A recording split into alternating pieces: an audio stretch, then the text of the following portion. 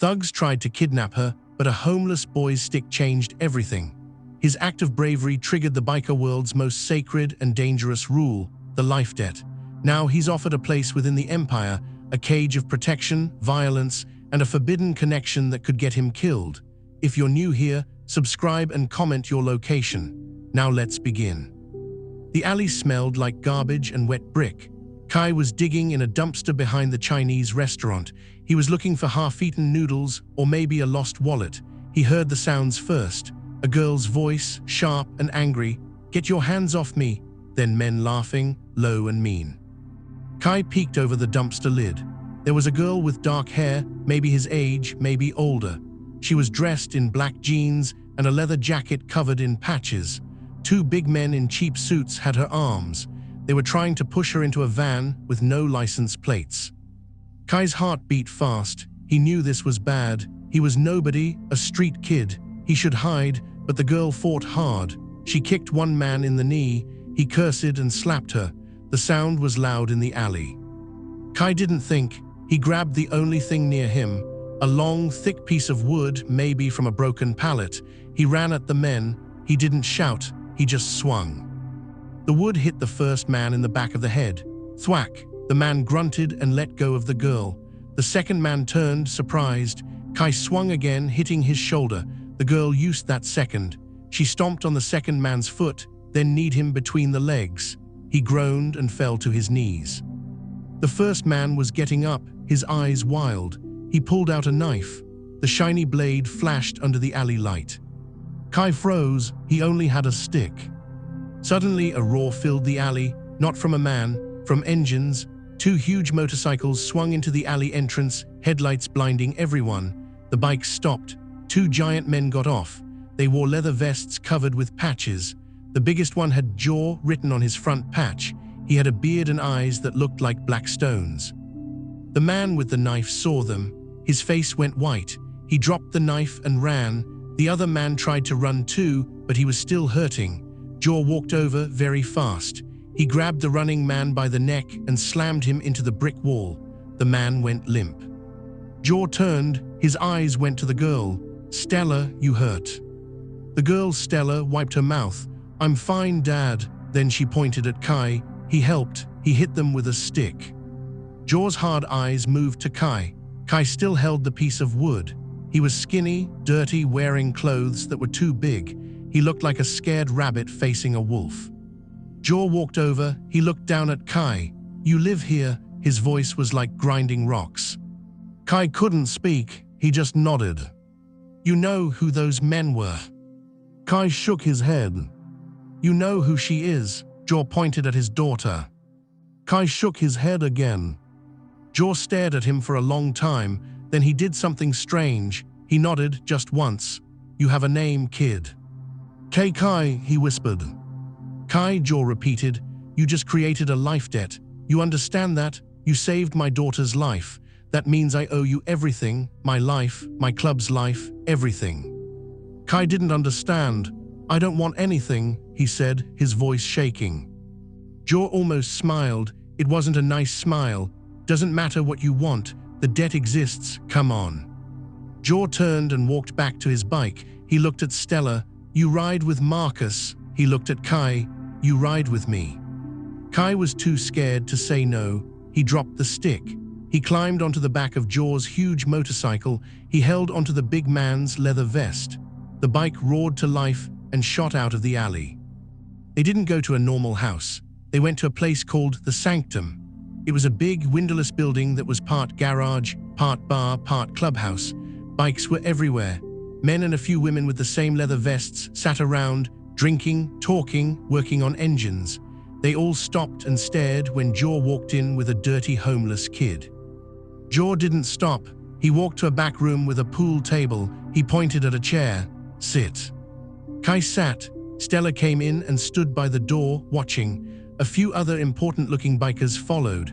One was Marcus, a calm-faced man with smart eyes. Another was a huge, angry-looking man named Brick. Jaw stood in front of Kai. "Here is the deal, Kai. The debt must be paid. I offer you 3 things. First, a roof. You will live here in a room upstairs. Second, a prospect patch. Jaw pointed to a young man by the wall who had a vest with a single plain patch that said Prospect. You will work for the club, you will earn your place. Third, my protection. The men who tried to take Stella work for a man named Cortez. He runs drugs. He wanted Stella to get to me. Now he will want you dead. Only here are you safe. Kai's head was spinning. I don't know how to be a biker. Brick laughed, a nasty sound. He's a rat, Jaw. Look at him. He'll get himself killed in a week. Jaw ignored Brick. You will learn. This is how the debt is paid. I give you a life. A real one. You take it, the debt is settled. You walk out that door, the debt still exists, but Cortez will find you in a day. Your choice. Kai looked at the floor. He thought of the cold alley, the hungry nights. He thought of the knife flashing at him. He had no choice at all. I'll stay, he whispered. Good, Jaw said. He looked at Marcus. Get him cleaned up, get him clothes. He starts tomorrow. The next few days were a blur. Kai got a small, clean room with a lock. He got new jeans, t-shirts, boots. He ate hot meals for the first time in months. It felt like a dream. But then the work started. Being a prospect was like being a servant for the whole club. Kai had to clean the bathrooms. He had to mop the garage floor. He had to fetch tools, get coffee, and stand guard at the door for hours. The members, especially Brick, liked to order him around. Prospect, my bike is dirty, clean it. Prospect, this trash is full, empty it. Hey, alley rat, you missed a spot. Kai worked hard. He never complained. He wanted to pay his debt and figure a way out. Stella watched him. She was different from the others. She wasn't a member, but she was the president's daughter. She came and went as she pleased. She was studying mechanics at a community college. She had her own small workshop in a corner of the garage. One afternoon, Kai was struggling to move a heavy tire. He was skinny and not very strong. Stella walked over. Here, she said, you're doing it wrong. She showed him how to roll it, not lift it. The tire moved easily. You have to be smart, not just strong. Thanks, Kai said, wiping sweat from his face. She looked at him. Her eyes were green and very direct. You didn't have to save me, you know. You could have run. I know, Kai said. Why didn't you? Kai thought about it. I don't know, it just seemed like the thing to do. Stella smiled a little. A good instinct. Too bad it got you stuck here. She walked back to her workbench. That was the first light moment. There were others, like when Kai was told to help Stella organize a huge box of old motorcycle parts. They were covered in grease. Stella pretended to throw a dirty gear at him. He ducked, laughing. She laughed too. It was a real sound in the serious clubhouse. Or when Kai, trying to learn to ride a small club bike, accidentally drove it straight into a dumpster. He wasn't hurt, but he was covered in shame. Stella ran over, not laughing at him, but checking if he was okay. Marcus, who was teaching him, just shook his head and said, well, you hit the target. Wrong target, but still. Kai managed a weak smile. But there was always tension. The chemistry between Kai and Stella grew. It happened in small moments. When she would lean over him to point at something on an engine, her hair would almost touch his cheek. He could smell her shampoo, something like citrus, mixed with the smell of oil. Their hands would touch when passing a wrench. They would look at each other and then quickly look away.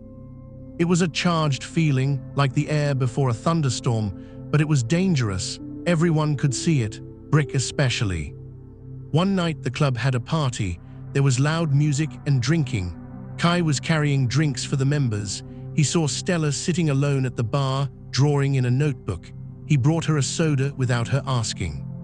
Thanks, she said, not joining the fun. Prospects don't get to have fun, Kai said, trying to sound like it was a joke. Stella looked at him. The noise around them seemed to fade. You're not like them, Kai. You're not hard inside. Maybe I'm learning to be, he said. Don't, she said quietly, please. Before he could answer, Brick walked up. He was drunk. He put a heavy arm around Kai's shoulders. Look, the hero Prospect, you think you're something special, don't you? Because you saved the princess. His breath smelled like beer. He looked at Stella. He thinks he can get close to you, but he's just a rat we let inside. Kai tensed. I don't think that. Brick squeezed harder, hurting him. Good, remember your place. You're here to pay a debt, not to climb. Jaw's voice cut through the music. Brick, let him go. Brick immediately let go. He turned to Jaw. I was just reminding him, Prez. I'll do the reminding, Jaw said, his voice cold. He looked. Kai threw himself into the work. He decided if this was his cage, he would learn every inch of it. He stopped just cleaning bikes and started asking questions. He asked Marcus, the calm one, how the engine worked. Marcus was surprised, but he started to show him. Kai learned fast. He had a good memory from surviving on the streets. Stella saw him learning. She started to help. In her workshop corner, she would explain things when no one was looking. This is a carburetor. It mixes air and fuel. If it's dirty, the bike runs like crap. Her fingers, smudged with grease, pointed to the parts. Kai watched her hands, then the parts, trying to focus. Their hands touched often, reaching for the same tool, brushing past each other in the small space. Each touch felt electric. It was a secret game, a silent conversation. One day, Stella was trying to loosen a very tight bolt. She strained, her face turning red. Stupid thing won't budge. Here, Kai said. He moved behind her to reach over her shoulder. He put his hand on the wrench with hers. His chest was almost against her back. He could feel the heat from her body. They both pulled. The bolt broke free with a loud crack. They didn't move. For a second, they were frozen, his arms around her, both holding the wrench. Kai could smell her hair. Stella let out a small, shaky breath. Then she slowly stepped away, turning to face him. They were very close. Her eyes were wide. Thanks, she whispered. Before anything could happen, the garage door crashed open. Brick walked in with two other members. He saw them standing close. His face turned dark. What's this? Brick growled. Prospect, you got work to do, not playing mechanic with the boss's daughter. Kai stepped back. We were just... I don't care, Brick snapped. He walked up to Stella's workbench and knocked a tray of clean parts onto the dirty floor. Clean this up, Prospect. That's your real job. Kai's fists clenched. He wanted to hit Brick, but he knew he couldn't. He just nodded and knelt to pick up the parts. Stella glared at Brick. That was unnecessary. Your dad lets you have this little hobby, Stella, Brick said, but don't forget where you are. He walked away, laughing with his friends. Kai gathered the parts, his face hot with anger. Stella knelt down to help him. Don't let him see he got to you, she said quietly. He did get to me, Kai said, his voice tight. I know, Stella said. She put her hand over his, stopping him from picking up another bolt. Her touch was warm and steady. Me too. That night, Jaw called Kai into his office. It was a room with a big desk, guns in a glass case, and pictures of motorcycles. Sit, Jaw said. He looked at Kai for a long moment. You're learning. Marcus says you're smart. You keep your mouth shut. Good. Kai just nodded. Brick doesn't like you, Jaw said. It wasn't a question. He's old school, thinks the club is only for hard men who come up through violence. He doesn't understand a life debt. To him, you're weak. Am I weak? Kai asked, looking Jaw in the eye for the first time. Jaw almost smiled. You faced a knife with a stick. No, you're not weak, but you are different, and different is dangerous here. He leaned forward. The debt is still being paid, Kai, but how it is paid, that is changing. I am giving you a new job. What job? Stella, Jaw said simply. She is taking her mechanic's certificate test next week. The test is in the city at the college. Cortez still wants to hurt me. He might try for her again. You will drive her. You will stay with her. You will be her shadow that day, not as a prospect, as the man who owes me nothing, but who I trust with what is most precious. Kai's heart thumped. Why me? Why not Brick or Marcus? Because you have already proven you will fight for her with no orders, Jaw said, and because she trusts you, do this, protect her. It is part of your duty now. The day of the test arrived. Kai was given keys to a plain, dark car. Stella got in the passenger side. She was nervous, holding her toolbox on her lap. Did you study? Kai asked, trying to sound normal. Until my brain hurt, she said. If I pass, I can get a real job at a real garage, maybe even start my own someday. She looked out the window at the clubhouse getting smaller, away from all this. Kai drove carefully. He watched every car around them. He felt responsible. It was a strange feeling. They got to the college. It was a big building. "The test is 3 hours, Stella said. "You don't have to wait in the car. You can come in. There's a waiting area." Kai went in with her. The waiting area had chairs and a coffee machine. It felt like a different planet. Clean, quiet, normal. Stella went into the test room. Kai sat down. He watched people walk by, students with backpacks, teachers. No one looked like a biker. No one looked like they knew how to fight. He felt out of place, but he also felt a tiny spark of something. This was a piece of a normal life, a life he never had. After 2 hours, he got up to get a drink of water from the fountain. He turned a corner in the hallway. And he stopped. Standing by a vending machine, pretending to look at snacks, was one of the men from the alley, the one he had hit with the stick. The man had a bruise still fatting on his jaw. He was wearing a janitor's uniform. The man looked up. His eyes met Kai's. They widened in surprise, then they filled with hate. Kai didn't think. He turned and walked quickly back to the waiting area. His heart was a drum in his chest. Cortez's man was here. This was not an accident. They knew Stella was here. Kai sat down, trying to look calm. He had no phone to call Jaw. He had no weapon. He was alone. The test room door opened. Stella walked out, looking tired but happy. "I think I passed," she said. Then she saw his face. "Kai, what's wrong?" "We have to go now," he said, standing up. "Don't look around, just walk to the car with me." Stella understood immediately. The happiness left her face. She nodded. They walked quickly down the hall toward the exit. Kai looked everywhere. He didn't see the janitor. They got to the car. Kai unlocked it. "Get in, lock your door." Just as Stella got in, a white van screeched to a stop right behind their car, blocking them in. The side door slid open. The janitor and another big man jumped out. The janitor had a metal pipe.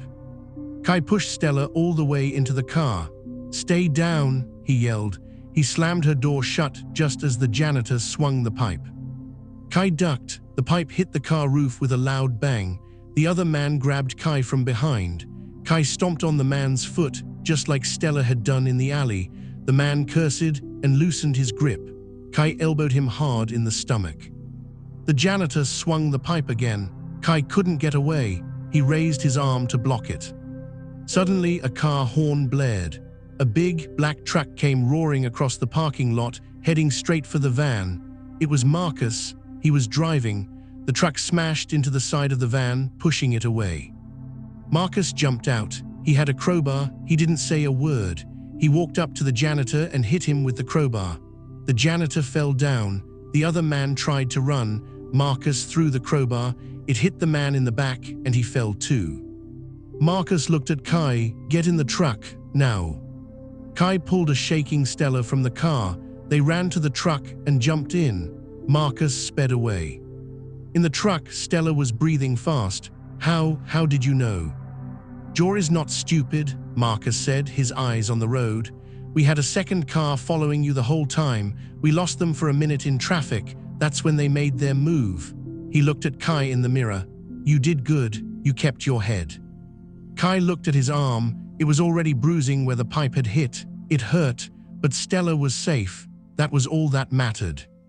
He felt Stella's hand slip into his. She held it tight. She didn't let go the whole way home. Back at the sanctum, Jaw listened to Marcus's report. He looked at Kai's bruised arm. He looked at Stella, who was still holding Kai's hand.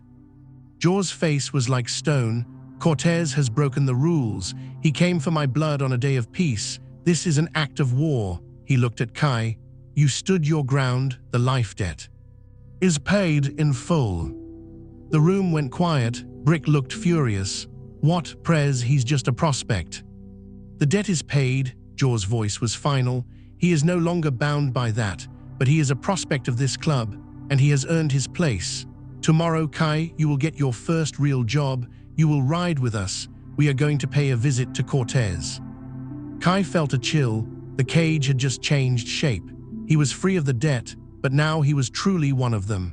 And the look in Stella's eyes was no longer just charged with chemistry. it was filled with fear for him. The clubhouse buzzed like a hornet's nest that had been kicked. Jaw's declaration was law. The debt was gone, but Kai was now in deeper than ever.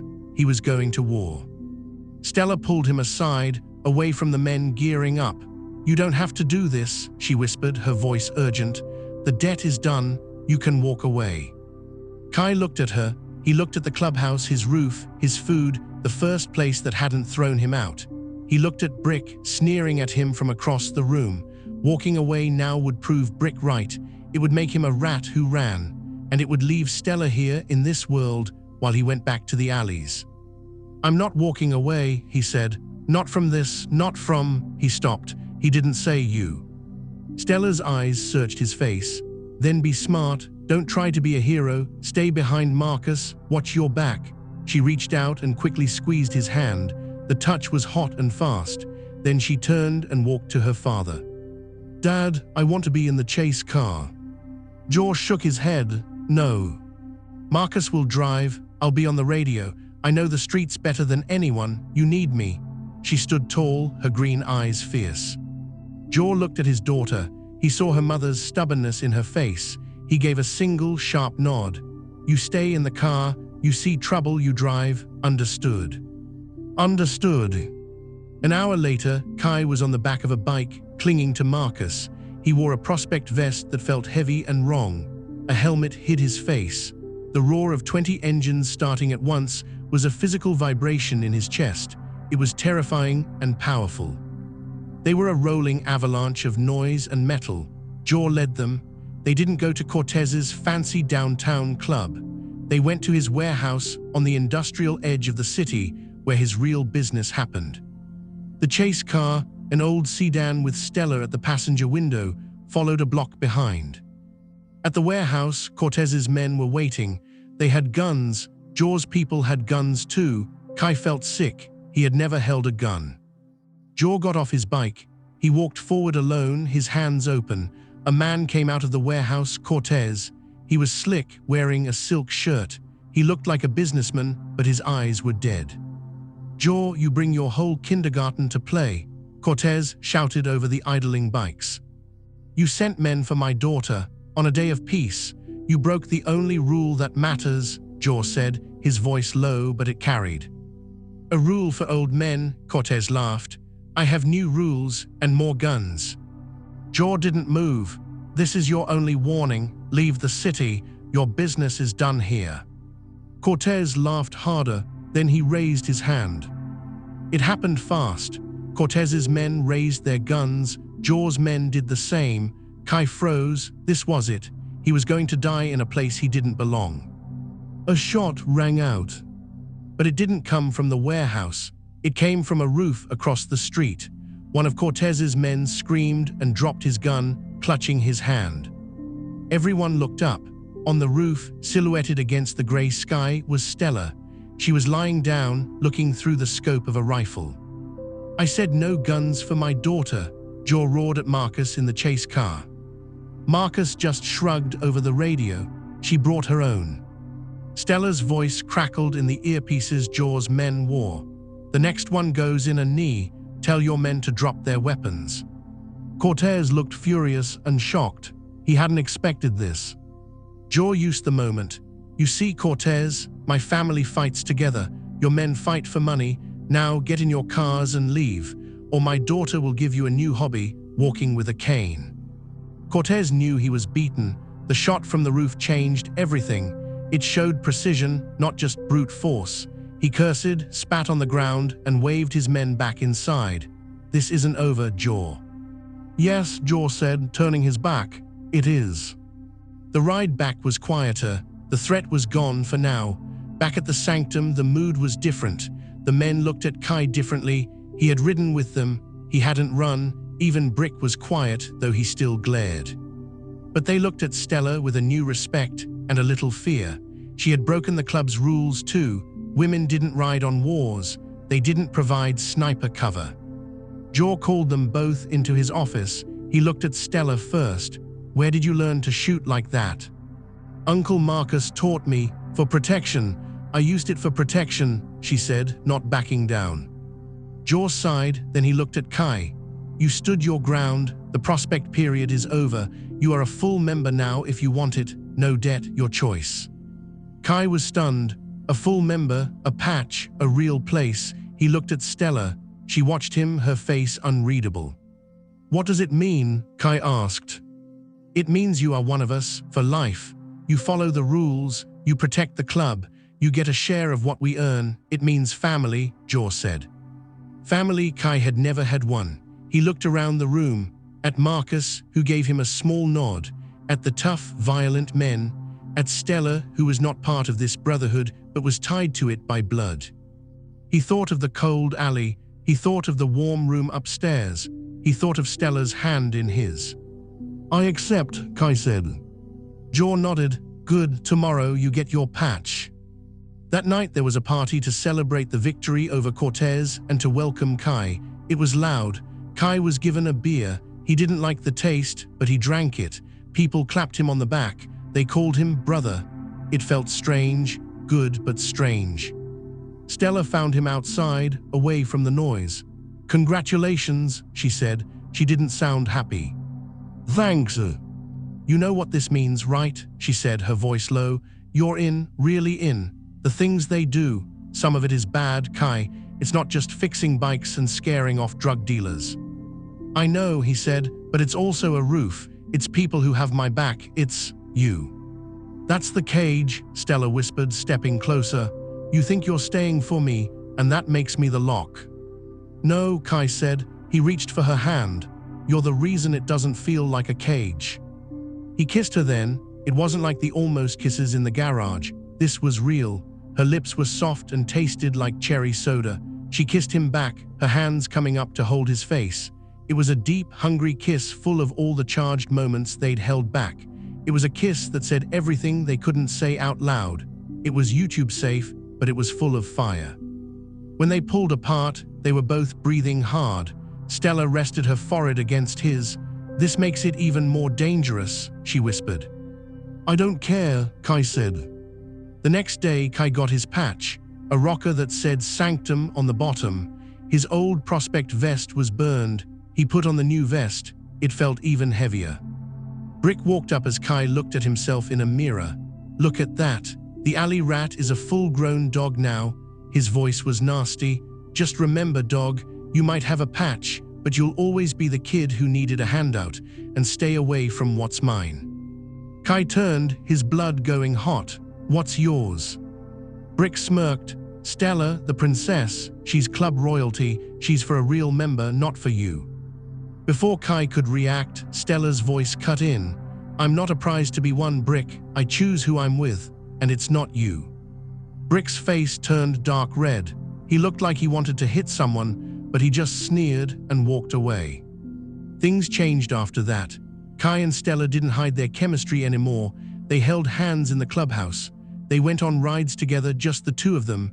They worked on bikes side by side. The club saw it. Some smiled. Some, like Brick, simmered with anger. Jaw watched, his face giving nothing away. Kai learned the club's business. He learned they ran legitimate garages, but he also learned they smuggled certain car parts to avoid taxes. They sometimes convinced other businesses to use their services. It was a gray area. It was the empire, and it didn't give itself up. One day, Marcus took Kai on a job. They were to collect money from a strip club owner who was behind on his protection fees. The owner was scared. He gave them an envelope full of cash. Kai took it, feeling sick. This was different from fighting Cortez. This was just bullying. On the ride back, Marcus said, "It doesn't feel good, does it?" "No," Kai admitted. "It's the price of the roof, kid," Marcus said. "The price of the family. You have to decide if the price is worth it." Kai thought about it all night. He thought about the roof. He thought about Stella's kiss. He thought about the scared strip club owner. He thought about the alley. The next morning, he went to Jaw. "I want to work only in the legitimate garage, the one downtown. I'm good with engines now. I can bring in honest money for the club." Jaw studied him. Brick, who was in the office, laughed. "See, soft." Jaw ignored Brick. "Why?" "Because I want to pay for my roof with clean hands," Kai said. or as clean as they can be here, I'll still be a member. I'll still fight for the club if it's attacked, but I won't collect protection money." The room was silent. No one had ever asked for this. Finally, Jaw nodded. "All right, you will work at the downtown garage. You will report to the manager there, but you will still come to church meetings. You are still one of us." It was a compromise. Kai had carved out a small space of honor within the cage. Brick was furious. He saw it as weakness rewarded. He started to spread rumors. He said Kai was a cop. He said Kai was using Stella to get power. The tension grew. It was a pot about to boil over. One night, Kai was closing the downtown garage. Stella was there, helping him. They were laughing about a customer's weirdly painted car. They were alone. Brick and two of his friends walked in. They had been drinking. "Well, look, the lovebirds," Brick slurred. "The mechanic and the princess, how cute." "Garage is closed, Brick," Kai said, stepping in front of Stella. "I'm not here for an oil change," Brick said. He walked up close. "I'm here to tell you to stay away from her for the last time." "Or what?" Kai said, his voice calm. Brick swung first. The fight was ugly. Brick was bigger, stronger, and meaner, but Kai was fast and desperate. He had fought in alleys his whole life. He didn't fight fair. He used wrenches, kicked shins, fought dirty. Brick's friends tried to jump in, but Stella grabbed a fire extinguisher and sprayed them in the face. Finally, Kai got Brick on the ground. He was about to hit him again when a voice roared. "Enough!" Jaw stood in the doorway. He had heard the noise. He looked at the wrecked garage, at his beaten lieutenant on the ground, at his daughter holding a fire extinguisher, at Kai breathing hard, his knuckles bloody. Jaw walked over to Brick. "You started this."